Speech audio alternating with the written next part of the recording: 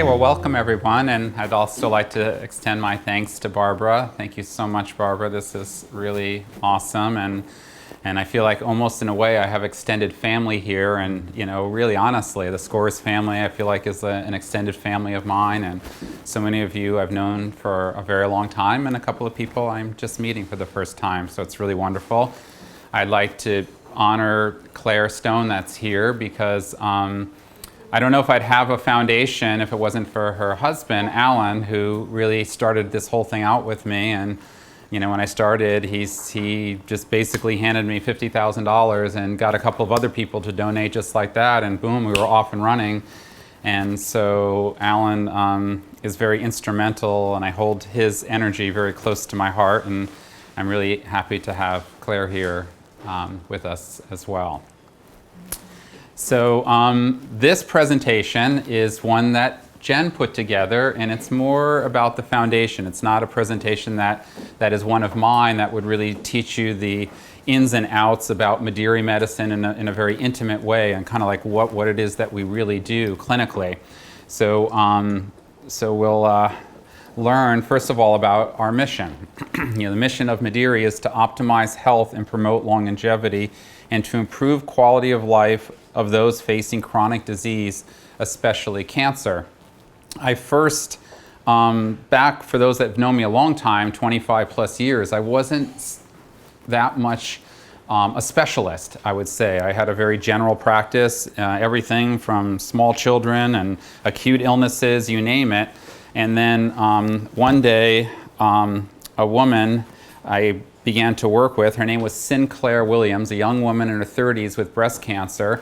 And we renamed her in our clinic from Sinclair to St. Clair, because here is this woman in her 30s, beautiful woman with very aggressive advanced breast cancer, and just, kind of what I would say, back then, it was, a lot of butchery was done, very aggressive surgeries, high dose radiation, things that people don't do. And she just went through such hardship in her life, and yet she embraced it so saintly and so beautifully. I mean, I said, wow, and I was just so moved by her presence, and we got very close, like I like to do. I mean, I love what I do because of the intimacy it brings to me. I mean, I really love the people I work with. I'm not afraid to just dive my whole being into what I do. And so after she passed, her parents came in and brought me this ring right here, and said, Sinclair finished this yesterday, and wanted to make sure you had this. And I said, God, the last thing she did on the face of the planet was make a ring for me. And I said, well, I actually know my calling now. I've always been looking for my calling. I lived in a Franciscan monastery 3 years. I ran a soup kitchen, a shelter, and always just looking for what God was really calling me to do. And I said, this is it. This is really what I'm supposed to do. And I've never taken this ring off my finger in all those years. And so there was something I said, now I'm going to do everything I can to learn everything about cancer and just help people more and more. And to this day, I have never stopped there. I spend hours researching, collecting data, seeing patients, training practitioners. I just go and go and go. And this was my starting point. So,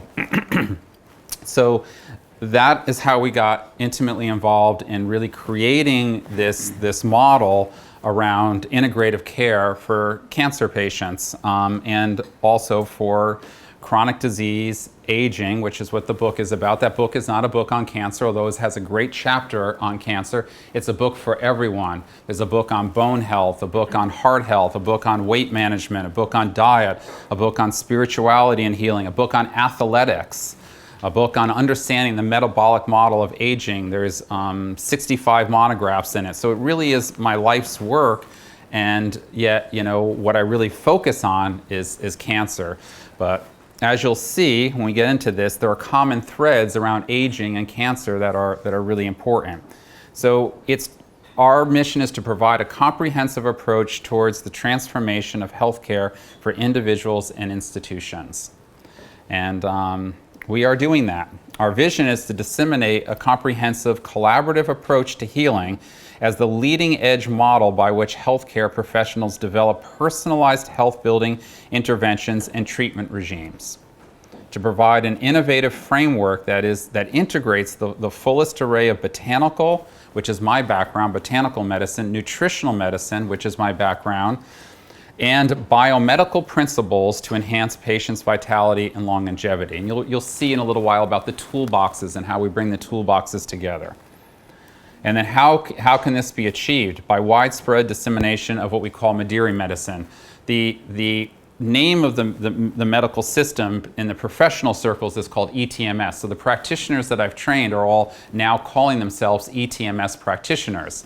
So people that have trained with me actually can use that label and say I'm an ETMS practitioner, which stands for the Eclectic Triphasic Medical System.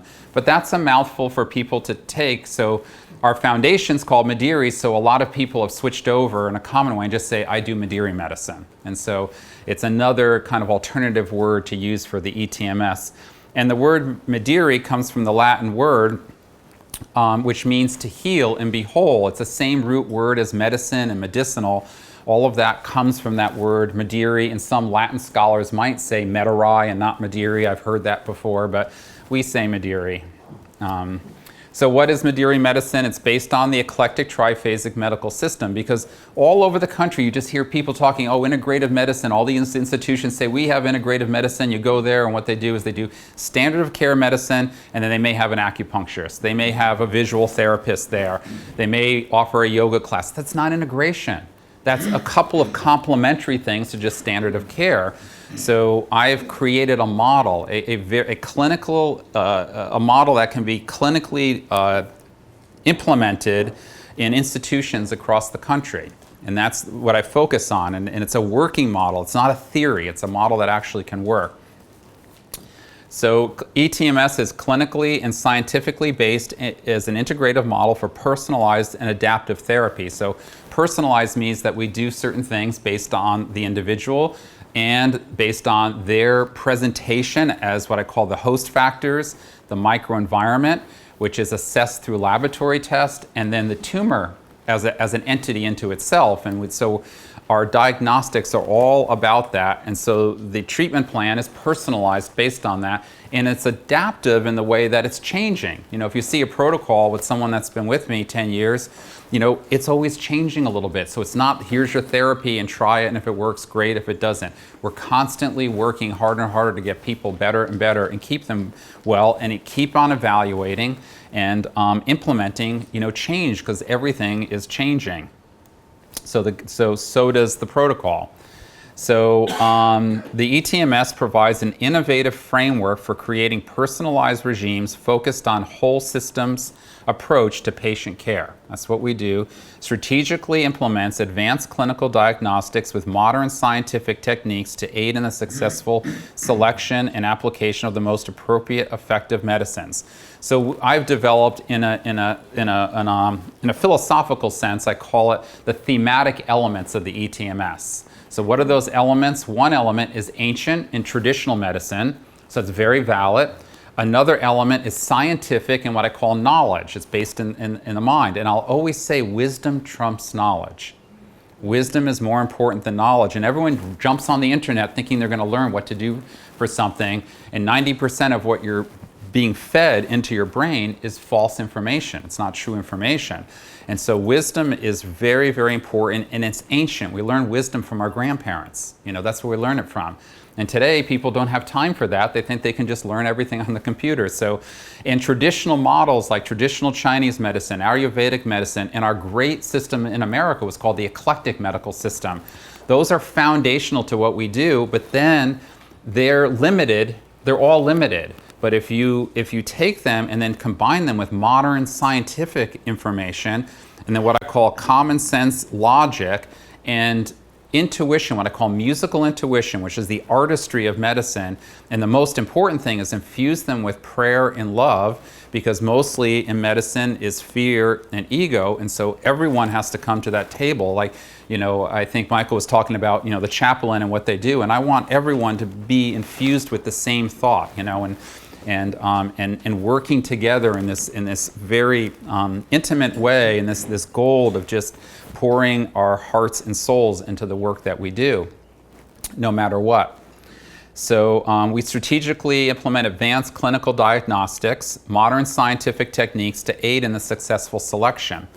and application of the most appropriate, effective medicine. So I've learned that I can do the best with botanical medicine, nutritional medicine, dietary medicine, lay this all out. But if patients are going and getting poor allopathic medicine that's not helping them, it's hurting them, then the patient's not going to get well. So the whole key is to get all of the medicine synchronized together, the best of what we can do for everyone. That's really the key. Synergistically combining these things together. Because what one toolbox can do, the other can't do. What you can do with herbs, you can't do with drugs, and what you can do with drugs, you can't do with herbs. What you can do with nutrition, you can't do with herbs. If someone is immune compromised and you put the best herbs together for them and there's zinc levels in the cellar, they're still not going to get well. There's basic things that need to be cross-pollinated to really see this really work.